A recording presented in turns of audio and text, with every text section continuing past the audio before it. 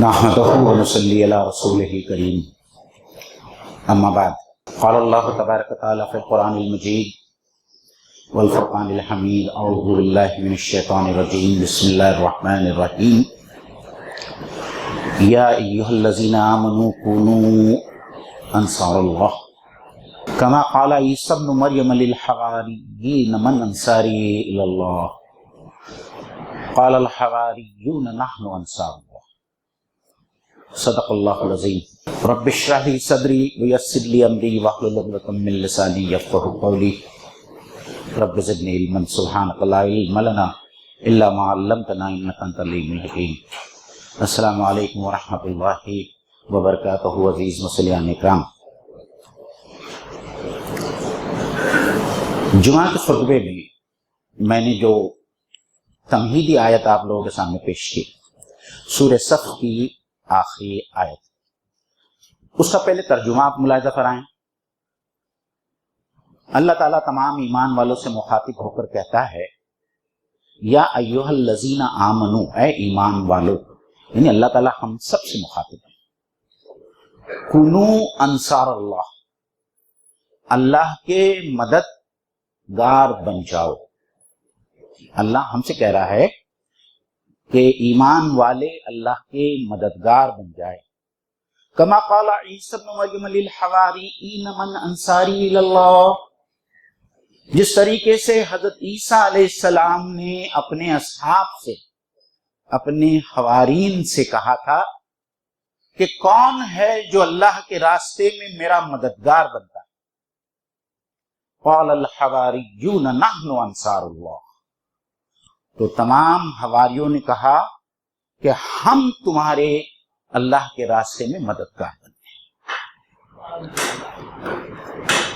عزیزان محترم، یہ آیت کا یہ حصہ چونکا دینے والا۔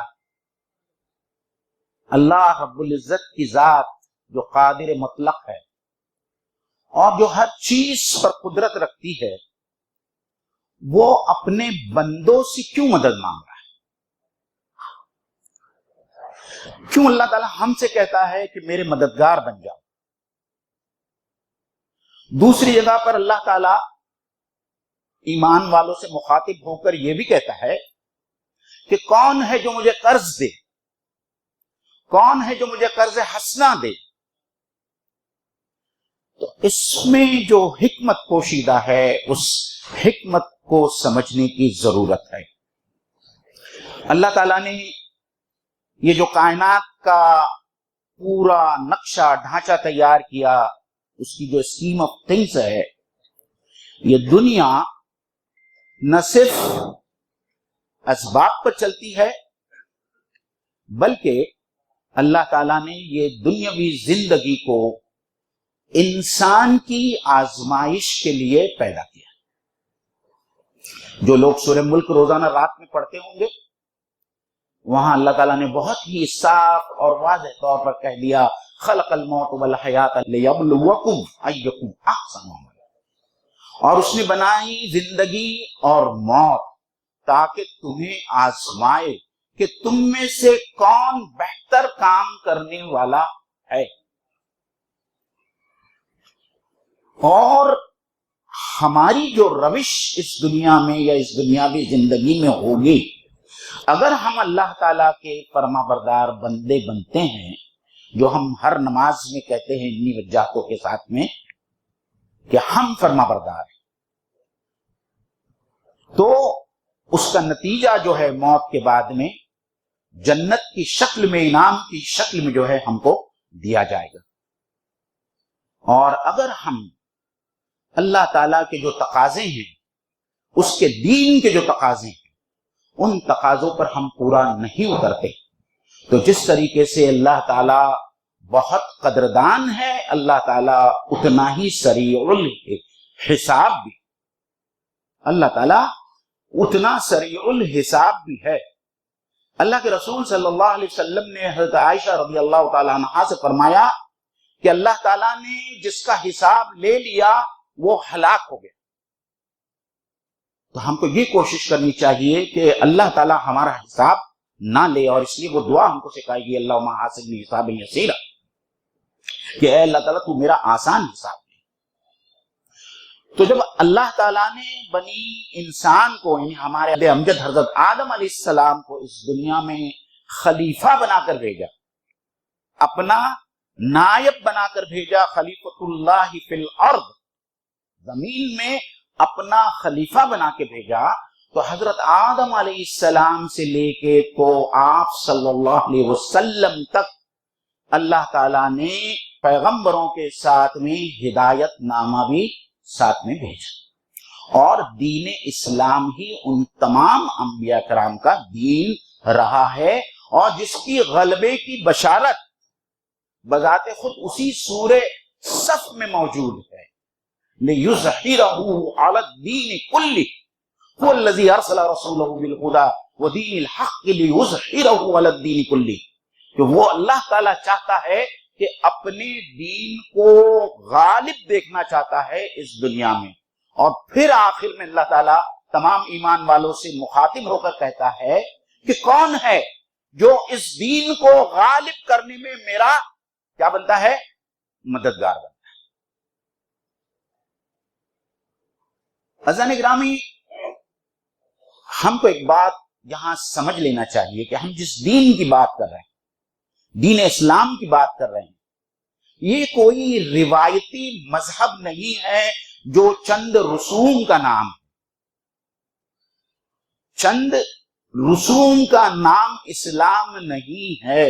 اسلام ایک ہمہ جہتی ملٹی ڈائمینشنل دین ہے جو زندگی کے ہر شعبے کا احاطہ کرتا ہے، ہر شعبے کا احاطہ کرتا ہے۔ اس میں عبادت بھی شامل ہے، اس میں دعوت بھی شامل ہے، اس میں معاشیات بھی شامل ہے، اس میں سیاست بھی شامل ہے، اس میں اصلاح معاشرہ بھی شامل ہے، اس میں تعلیم اور تربیت بھی شامل ہے۔ آج کی اس چھوٹی سی نشست میں اگر آپ لوگوں کے سامنے صرف عناوین میں گنواؤں، عنوانات گنواؤں، تو 20 منٹ میں جو ہے میں تمام عنوانوں کا بھی احاطہ نہیں کر پاؤں گا۔ عزیزان محترم، یہ جو اتنا بڑا ٹاسک ہے جو اللہ تعالیٰ نے اس امت مسلمہ کو دیا، اور خاص طور پر آپ اگر بنی نوع انسان کو بازو میں ہٹا کر صرف امت مسلمہ جو ہے اس کے بارے میں غور کریں، تو بہت ہی صاف اور واشغاف انداز میں اللہ تعالیٰ نے اس امت کو امت وسط قرار دیا ہے، اور کہا ہے کہ یہ امت پیدا ہی اس لیے کہ گئی ہے، یہ امت اٹھائی گئی ہے اس لیے کہ یہ لوگوں تک جو ہے دین کو پہنچائیں۔ کذالک جعلناکم امۃ وسطا لتکونوا شہداء علی الناس، لوگوں پر شہادت قائم کرے، یہ تو ہمارا فریضہ منصبی ہے، اور یہ دین کا ایک اٹوٹ حصہ ہے۔ تو دین کو اس معنوں میں، اس ہمہ جہتی ملٹی ڈائمینشنل آسپیکٹ میں ہم کو سمجھنا ہوگا کہ دین صرف عبادت کا نام نہیں ہے۔ عبادت میں بھی دین صرف نماز کا نام نہیں ہے۔ نماز بہت اہم ہے، نماز بہت اہم ہے، نماز بہت اہم ہے، لیکن اس کے یہ ہرگز معنی نہیں ہے کہ روزہ اہم نہیں ہے، حج اہم نہیں ہے، زکوٰۃ اہم نہیں ہے۔ آج امت کی جو حالت ہے، اس حالت کو آپ دیکھیے، اس امت کی معاشی حالت کو آپ دیکھیے۔ اللہ نے اتنا خوبصورت زکوٰۃ کا نظام بنا کر اس امت کو دیا ہے، اس کو اجتماعی طور پر چلانے کی ضرورت ہے۔ کیا یہ نظام، اجتماعی نظام، کسی ایک فرد یا کسی ایک جماعت سے ہو سکتا ہے؟ نہیں ہو سکتا۔ اس کے لیے لوگوں کی ضرورت ہے، اس کے لیے افراد کی ضرورت ہے۔ اس لیے جماعت اسلامی ہند اس افراد سازی کے مہم کو لے کر اٹھی ہے، اور آپ سے پوچھ رہی ہے من انصاری اللہ۔ ہمارے پاس میں دین کے مختلف شعبات میں کام کرنے کے لیے بہت سارے ٹاسک ہے، بہت سارے کام ہے، ہمارے فات میں افراد کی کمی ہے، کون ہے جو اللہ کے راستے میں ہمارا مددگار بنتا ہے؟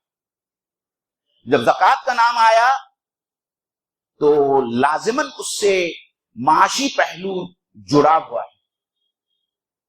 میں نہیں سمجھتا کہ یہاں جتنے لوگ مسلیان ہمارے سامنے بیٹھے ہیں اس میں سے کوئی ایک بندہ، الا ماشاء اللہ 2-3 بندے ایسے ہوں گے جو انٹرسٹ بیس سسٹم کے وکٹمز نہیں۔ کسی نہ کسی وجہ سے ہم کو قرضہ جات لینا ہوتا ہے، اور جو صرف اور صرف سودی کاروبار اور جس کی بہت ہی سختی سے ممانعت آئی ہے۔ آپ کسی غریب رکشہ والے سے پوچھ لے، بھائی آپ کیوں گئے اس بینک میں، اس پت پیڑھی سے آپ نے 2 لاکھ روپیہ کیوں لیا رکشہ لینے کے لیے؟ تو آپ سے الٹ کر سوال کرے گا، کیا آپ مجھے دیتے ہیں 2 لاکھ روپیہ؟ یہ سوال ہے ہمارے نوجوانوں کا ہم سے۔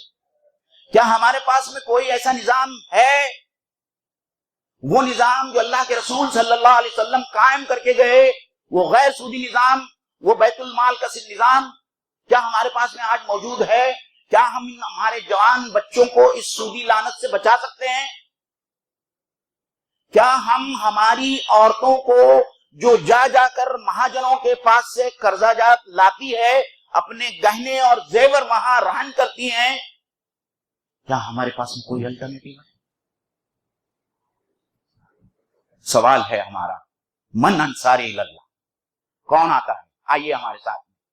ہمارے پاس میں غیر سودی بینک کاری کا ایک نظام موجود ہے۔ آج الحمدللہ پورے مہاراشٹر میں 12 بینک جو ہے اسلامی طرز پر جو ہے غیر سودی انداز میں چلائے جا رہے ہیں، اور بہت جلد انشاءاللہ تعالی ہم کلیان میں بھی اس کی ایک شاخ قائم کرنے جا رہے ہیں جہاں بغیر سود کے جو ہے لوگوں کو قرضہ جات دیے جائیں گے۔ آپ کو سن کر تعجب ہوگا کہ ہندوستان میں ہر روز فارمرز کی جو سوسائڈ ہوتی ہے، خودکشیاں کرتے ہیں فارمرز، کسان، اس کی تعداد لگ بھگ 200 کسان روزانہ خودکشی کرتے ہیں۔ 200 کو پار۔ کیا اسلام کے علمبردار ہونے کے ناطے ہمارے پاس میں ان کے لیے کوئی متبادل الٹرنیٹو نظام ہے جو ہم ان کو دے سکیں؟ یہ میں سوال آپ سے کرنا چاہتا ہوں۔ تو اب میں آتا ہوں، میں نے عبادت سے شروع کیا تھا، لیکن میرا پہلا پوائنٹر جو تھا وہ سب سے زیادہ امپورٹنٹ تھا، اور وہ ہے دعوت دین۔ عزیزان گرامی، جس دن آپ صلی اللہ علیہ وسلم پر پہلی وحی نازل ہوئی، اس وقت سے لے کے تو آخری سانس تک اللہ کے رسول صلی اللہ علیہ وسلم نے جو کام کیا وہ تھا دعوت کا کام، دعوت کا کام، دعوت کا کام، دعوت کا کام۔ اور آپ نے اس کام میں اپنا سب کچھ اس طریقے سے لگا دیا کہ اس 23 سال کی قلیل مدت میں پورا حجاز، عرب پیننسولا جو ہے حلقہ بگوش اسلام ہو گیا۔ 23 سال میں آج واپس، ہو سکتا ہے میں نے اپنے پرانے خطبے میں یہ بات ریپیٹ کی ہوگی، میں آج دوبارہ اس کو ریٹریٹ کرتا ہوں۔ علی میاں ندوی رحمت اللہ علیہ نے برما کے مسلمانوں سے جو کہا تھا، اس ایک جملے کو آپ یاد کیجیے کہ اگر تم نے یہاں کی عوام الناس کو اسلام کی تعلیمات سے مانوس نہیں کرایا، اگر آپ لوگوں نے اسلام کے پیغام کو برما کے رہنے والوں تک نہیں پہنچایا، تو ایک وقت آئے گا کہ آپ کو کھدیڑ کر جو ہے یہاں سے نکال دیا جائے۔ آج ہمارے سماج میں جو اسلامو فوبیا نظر آ رہا ہے، نفرت کی جو چنگاریاں اڑ رہی ہے ہر طرف، اس کا صرف ایک ہی علاج، اور اس کی وجہ بھی یہ ہے، وہ ہے ہماری غفلت کہ ہم نے اپنے برادران وطن تک جو ہے دعوت کا کام کیا ہی نہیں۔ ہم جن محلوں میں رہتے ہیں ان محلوں کے اطراف میں نہ جانے کتنے غیر مسلم سوسائٹیز ہیں جن لوگوں تک ہم نے کبھی رابطہ قائم نہیں کیا۔ نفرت کی دیواریں کس طریقے سے ڈھائی جا سکتی، جب تک ان کو اسلام کی تعلیم کا احساس نہ، اور یہ ان کی امانت ہے جو امت مسلمہ کے پاس میں ہے، قرآن کی شکل میں اور اس دین کی شکل میں جو ہم ان کو پہنچانا ہے۔ عزیزان گرامی، مسلمان کتنے ہیں ہندوستان میں؟ اس دیش میں مسلمان صرف 18% ہے آفیشیل، یا 20% کہہ لیجیے۔ یہ 80% لوگ جن لوگوں تک ہم کو پہنچنا ہے، 80%، یعنی ہر ایک مسلمان کے حصے میں 5 برادران وطن آئیں گے جن کو ہم کو دعوت پہنچانا ہے۔ کیا خیال ہے آپ کا؟ کیا کوئی ایک فرد یا کوئی ایک جماعت اس کام کو کر سکتی ہے؟ اس کا جواب نہیں۔ یہ کام ہم سب کا کرنے کا ہے، پوری امت کا کرنے کا ہے، کسی ایک جماعت، کسی ایک فرد کا کرنے کا نہیں ہے۔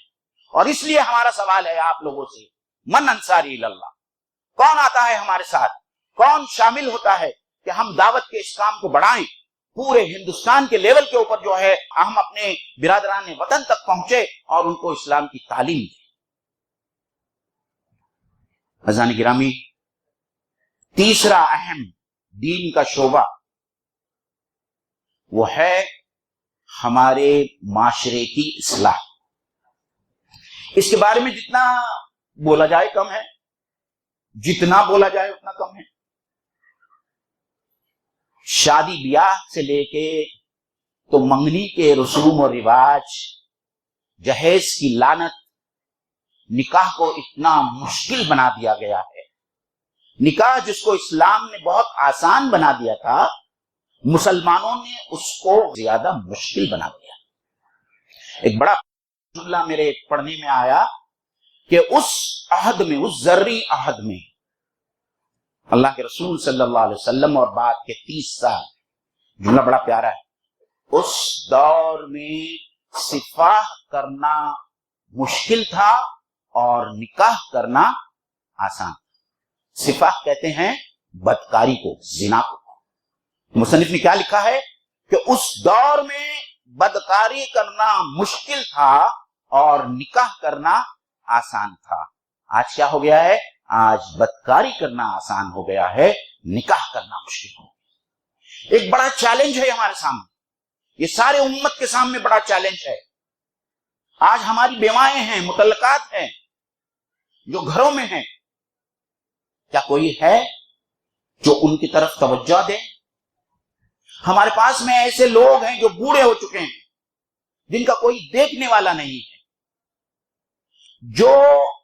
جن کے بچے ان کو چھوڑ کر چلے گئے ہیں، اور پھر یہ جو نئی بپتا ہمارے سر پر آن پڑی ہے، جس کی طرف میں اشارہ نہ کروں تو بھی کافی ہے، جو روزانہ ہمارے ویڈیو پہ، ہمارے اس پہ وائرل ہوتے ہیں کہ ہماری کتنی مسلم جوان بچیاں غیر مسلم لڑکوں کے ساتھ میں شادی کر کے اپنی دنیا اور اپنی آخرت برباد کر رہے ہیں۔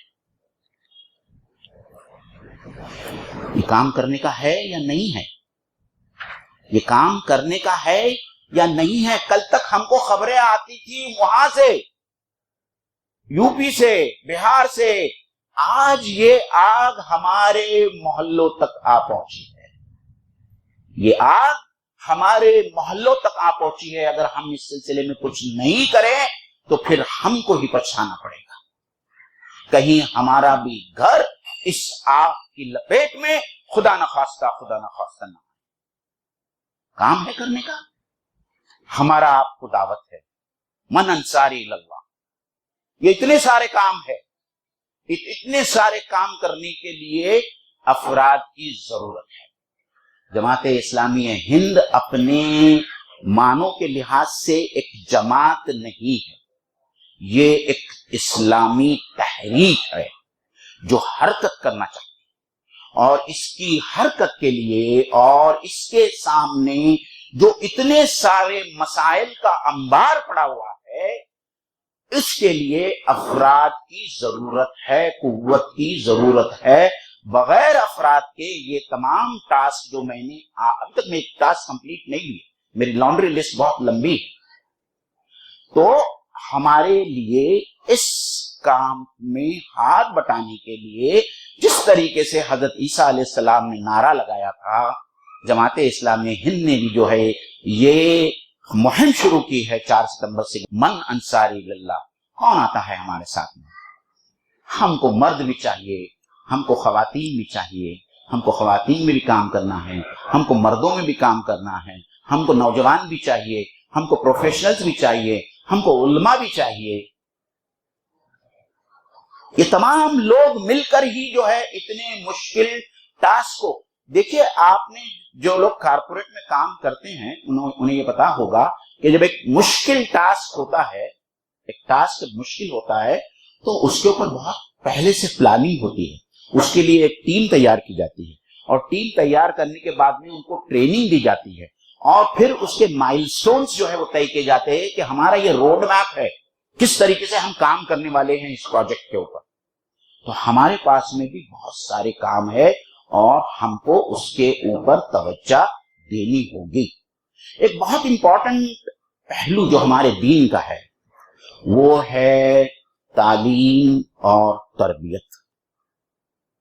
تعلیم اور تربیت، خدا بھلا کرے اس سچر کا، اس کے بعد سے تو کوئی اپڈیٹ مجھے ملی نہیں، لیکن سچر کمیٹی نے جو آج سے 10 سال پہلے جو سٹیٹسٹکس، شرمناک سٹیٹسٹکس آنکڑے ہمارے سامنے رکھے تھے، جس کے مطابق تعلیمی میدان مسلمان، ایس سی اور ادر بیکورڈ کلاس اور ایس ٹی سے بھی پچھڑ رہا ہے، پیچھے۔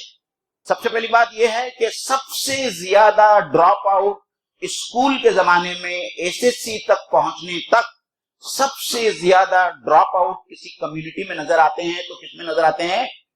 مسلمان میں نظر آتے ہیں۔ اور ایس ایس سی کے بعد کا جو مرحلہ ہے، کالج کا جو مرحلہ ہے، اس اسٹیٹسٹکس کے مطابق صرف 5% مسلم لڑکے اور لڑکیاں اعلیٰ تعلیم حاصل کرنے کے لیے جاتی ہے، داخلہ لیتی ہے کالج میں۔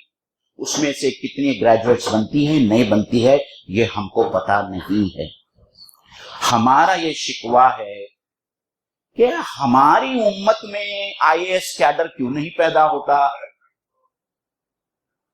ہماری امت میں کوئی کمشنر نظر نہیں آتا، کوئی کلیکٹر نظر نہیں آتا، کوئی آئی پی ایس نظر نہیں آتا، کہاں سے؟ اور پھر آپ ان لوگوں کی شکایت کرتے ہیں؟ انہوں نے بہت محنت کر کے اپنے آپ کو اس مقام تک پہنچایا ہے، اور ہم تو وہ امت ہے، وہ امت جس کے نبی کو سب سے پہلے جو آیت، جو حکم دیا گیا، نماز کا نہیں دیا گیا، روزے کا نہیں دیا گیا، زکوٰۃ کا نہیں دیا گیا، اقرا، اے نبی پڑھیے۔ آپ پڑھے لکھے نہیں ہیں لیکن آپ پڑھیے، کیونکہ پڑھنے سے ہی تعلیم کی ابتدا ہوگی۔ اور آج ہم تعلیم کے معاملے میں دنیا کی تمام قوموں سے پیچھے ہیں، اور ہم صرف شکایت کر رہے ہیں۔ کون اس نظام کو تبدیل کرے گا؟ کون مسلمانوں میں وہ ہیرے اور جواہرات تراشیں گے جو کبھی الرازی کی شکل میں سامنے آیا، جو کبھی ابن رشد کی شکل میں سامنے آیا، جو کبھی ابن خلدون کی شکل میں نظر آیا؟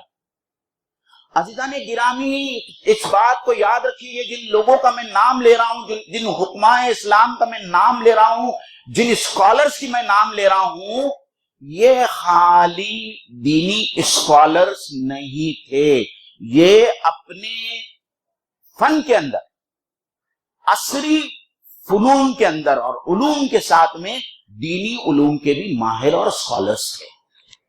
آج ہمارے پاس میں مدارس سے فارغ ہونے والے ہمارے ائمہ حضرات، عصری تعلیم کا وہاں کوئی ٹھکانہ نہیں ہے، اور جو بچے اس کالجز میں جاتے ہیں وہاں دینی تعلیم کا کوئی ٹھکانہ نہیں ہے۔ ہم کو ایک ایسا ملغوبہ، ایک ایسا ہائبرڈ سسٹم بنانا ہوگا، اور یہ ہائبرڈ سسٹم خلافت عثمانی کے ختم ہونے سے پہلے موجود تھا۔ اس زمانے میں دینی درسگاہیں اور عصری درسگاہیں الگ الگ نہیں ہوتی تھی، ایک ہی درسگاہ ہوتی تھی جہاں مسلم لڑکا اور مسلم لڑکی عصری علوم بھی حاصل کرتا تھا اور دینی علوم بھی حاصل کرتا تھا۔ تو آج دوبارہ، آج تو بہت بڑی پاپولیشن ہے ہمارے پاس میں، تقریباً 20 کروڑ کا ایک اندازہ ہے کہ مسلمان اس بھارت دیش میں جو ہے 20 کروڑ مسلمان ہیں۔ کون کرے گا ان کی فکر؟ کون کرے گا؟ ان کو جس انداز میں ان کی جو تربیت ہونی ہے، ان کو پڑھانے کے لیے جو انفراسٹرکچر ضرورت ہے، اور جو ہمارے پاس میں اسکول ہیں یا جو کالجز ہیں، مجھے بڑا افسوس ہوتا ہے کہ کیا ہماری نظر وہ کوالٹی آف ایجوکیشن جو وہاں دی جاتی ہے اس پر آپ کی ذرا نظر ہے کہ کس قسم کی کوالٹی آف ایجوکیشن ان مسلم ادارہ جات میں دی جاتی ہے؟ عزیزان گرامی، میں نے پہلے ہی کہا کہ میرے پاس میں ایک لمبی لسٹ ہے کام کرنے کی، آدمی افراد بہت کم ہیں، ایک کارواں لے کر ہم چلنا چاہتے ہیں، اور ہم چاہتے ہیں کہ ہمارے دوست، ہمارے احباب، ہمارے رشتہ دار اس من انصاری اللہ کی دعوت پر لبیک کہتے ہوئے ہمارے ساتھ میں شامل ہو جائیں۔ اس کے علاوہ اصلاح معاشرہ، دعوت اور عبادت، اور پھر اس کے بعد میں معاشیات پہ آتا ہوں۔ معاشیات پہ میں نے کچھ باتیں آپ لوگوں کے سامنے رکھا تھا اور میں اس کو دوبارہ ریٹریٹ کرنا چاہتا ہوں کہ آج معاشی طور پر ہر انسان بہت پریشان ہے، اور اس میں امت مسلمہ سب سے زیادہ پریشان ہے، اور ہم کو ان کے لیے کچھ سوچنا ہے کہ ہم کیا کر سکتے ہیں کہ ہمارے مسلم سماج کی معاشرتی اور معاشی رکاوٹیں دور ہو جائیں۔ ہمارے ائمہ حضرات، پیش امام حضرات، ان کے اپنے مسائل ہیں، ہم ان کی طرف کیوں نہیں دیکھتے؟ آج یہ بڑی شرمناک بات ہے جس طریقے سے ہمارے مساجد کے ائمہ حضرات کے ساتھ میں جو کیا جاتا ہے، اور ان کو جو کچھ بھی آفر ملتا ہے وہ شرمناک حد تک غلط ہے۔ یہ کس کا کام ہے؟ کس کا کام؟ کتنے جوان ائمہ حضرات ایسے، میں صرف کلیان کی بات نہیں کر رہا ہوں، میں آپ کو ایک سروے کی جو ہے رپورٹ کے مطابق میں آپ کو بتا رہا ہوں کہ کتنے نوجوان ائمہ حضرات ہیں جو شادی شدہ ہونے کے باوجود اس شہر میں اکیلے رہتے ہیں، کیونکہ بیوی کو لانے کے لیے ان کے پاس میں کوئی ایسا مکان نہیں ہے جہاں وہ بیوی کو لے کر رہ سکے۔ آپ کیا ایکسپیکٹ کرتے ہیں؟ عزیزان گرامی، یہ چند عنوانات تھے، چند باتیں تھی جو میں نے آپ کے سامنے رکھا، اور پھر اس کے بعد میں دوبارہ حضرت عیسیٰ علیہ السلام کا جو قول تھا، جو انہوں نے اپنے حوارین سے کیا، اپنے صحابہ سے کیا کہ من انصاری اللہ، کون ہے جو اللہ کے راستے میں میرا مددگار بنتا ہے؟ تو تمام حوارین نے کیا کہا؟ لبیک کہا، نحن انصار اللہ، اے ہمارے پیغمبر، ہم تمہارے مددگار ہیں اللہ کے راستے میں۔ جس دین کو لے کر آپ آئے ہیں، اور اللہ تعالیٰ جس دین کو غالب کرنے والا ہے، یہ تو اللہ تعالیٰ کی طرف سے لکھ دیا گیا ہے۔ آپ اس پروسیس میں شامل ہوں یا نہ ہوں، اللہ تعالیٰ کا یہ اٹل فیصلہ ہے کہ اللہ تعالیٰ اپنے دین حق کو غالب کرنے والا ہے ساری دنیا کے اندر۔ تو آج ہمارے لیے موقع ہے کہ ہم بھی جو ہے اپنا مشت بھر یا چٹکی بھر جو کچھ بھی لگا سکتے ہیں اللہ کے راستے میں، اللہ کے مددگار بن کر ہم جو ہے اس کاروان میں شامل ہو جائیں۔ جماعت اسلامی جو ہے کھلے ہاتھوں سے آپ کا استقبال کرتی ہے، آپ آئیے، ہمارے ساتھ ملیے۔ یہ مہم جو ہے ہم کرنے جا رہے ہیں، انشاءاللہ تعالیٰ اس سلسلے میں اور مزید گفتگو آپ کے سامنے آئیں گی۔ میں علامہ اقبال کے شعر کے ساتھ میں جو ہے اپنی بات کو ختم کرتا ہوں، کیونکہ ہم کو ایسا لگتا ہے کہ ہمارے پاس میں کچھ کام نہیں ہے۔ ہمارے پاس میں اتنا بیکار بےہودہ کھیل کھیلنے کے لیے کام ہے، دن رات ہم اپنے موبائل کے اوپر واٹس ایپ، پب جی اور نہ جانے کتنے سارے کھیل دیکھتے ہوئے اپنے وقت کو ضائع کرتے ہیں۔ اور سورہ مومنون کی اس آیت کو یاد کیجئے جس میں اللہ تعالیٰ نے ان مومنین کے لیے کامیابی کی بشارت کی ہے۔ نماز کے بعد میں دوسری بات جو پیش کی جا رہی ہے وہ عن اللغو معرض، جو لوگ بےہودہ لایعنی باتوں سے اپنے آپ کو بچاتے ہیں وہ کامیاب ہوگا۔ اور کیوں بچانا ہے؟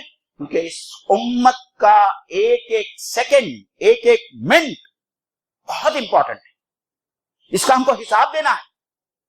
میں آپ کو اس حدیث میں لے کے نہیں جانا چاہتا، ایک ایک سیکنڈ کا حساب دینا ہے، ایک ایک منٹ کا حساب دینا ہے۔ یہ اللہ تعالیٰ کی نعمت ہے جو اللہ تعالیٰ نے ہم کو دیا ہے۔ تو علامہ اقبال نے ایک بڑی پیاری بات کہی، وقت فرصت ہے کہاں کام ابھی باقی۔ کیا کہا؟ وقت فرصت ہے کہاں کام ابھی باقی ہے، نور توحید کا اتمام ابھی باقی ہے۔ وآخر دعوانا ان الحمد للہ رب العالمین۔ السلام علیکم ورحمۃ اللہ وبرکاتہ۔